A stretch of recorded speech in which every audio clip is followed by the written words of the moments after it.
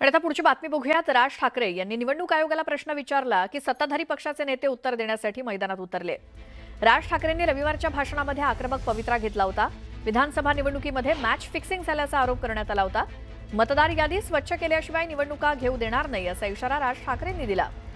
राज ठाकरेंनी निवडणूक आयोगावरती निशाणा साधल्यानंतर सत्ताधाऱ्यांकडून उत्तर देण्यात आलं। राज ठाकरेंवरती संगतीचा परिणाम झाल्याचा टोला नितेश राणेंनी लगावला।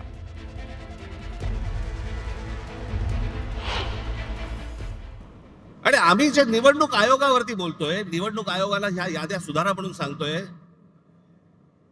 मला समजत नाही सत्ताधारी पक्षाचे लोक का चिडतायत। लागतंय ना कुठेतरी।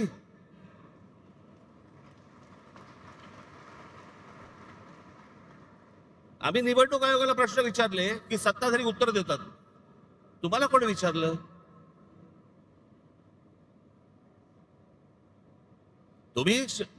तुम्हाला वाटतंय, तुम्हाला राग येतोय कारण शेण खाऊन ठेवलंय। साहेबांच्या बरोबरचे आजकाल ज्यांच्या मांडीला मांडी लावून ते बसतात, संघटचा आसार असू शकतो। कारण का उद्धवजी आणि त्यांचा मुलगा आदित्य ठाकरे ह्यांच्या मेंदूची साईज केवढी आहे हे आता महाराष्ट्राला चांगल्या पद्धतीने माहिती आहे। निवडणुका घेऊ नये, घेऊन दाखवा, ही अर्बन नक्षलची भाषा आहे। अर्बन नक्षल बोलतात असं, म्हणून बोलतो राजसाहेबांना तुम्ही मांडीला मांडी लावू नका लावू, उद्धव ठाकरे त्याच्या नादी नका लावू, तो वाया गेलेला पोरगा येते। आमचं नितेश राणेंसारखा नाही की कधी काँग्रेसच्या कुबड्या घेतल्या त्यांच्या विचाराने चाललो, कधी भाजपच्या कुबड्या घेतल्या त्यांच्या विचाराने चाललो, कधी संघाला शिव्या घेतल्या मग त्यांचीच चड्डी घातली, अशा प्रकार आम्ही करत नाही। निवडणूक आयोग ही जर स्वायत्त संस्था असेल तर आमच्या प्रश्नांची उत्तर आणि आमच्या शंकांचं निरसन हे फक्त निवडणूक आयोगाने करायला पाहिजे। जर भारतीय जनता पक्ष उत्तर देत असतील किंवा मिंदे उत्तर देत असतील, याचा अर्थ निवडणूक आयोग आणि ह्या सगळ्या लोकांची मिलीभगत आहे, हे जॉईंट व्हेंचर आहे भ्रष्टाचार आणि घोटाळे करण्याचं। भारतीय जनता पक्षाला किंवा मिंद्यांना मिरच्या का लागत आहेत? त्यांची मिरच्या लागल्यावर जी काय झोंबल्यावर तडतड होतं ना, ते का होत आहे? याच्यातच खाई त्याला खवखवे ही मराठीमध्ये फार चांगली म्हण आहे। आता भाजपच्या माजी नगरसेविका संगीता गायकवाड यांनी उद्धव ठाकरेंच्या उपस्थितीत शिवसेनेत प्रवेश केला।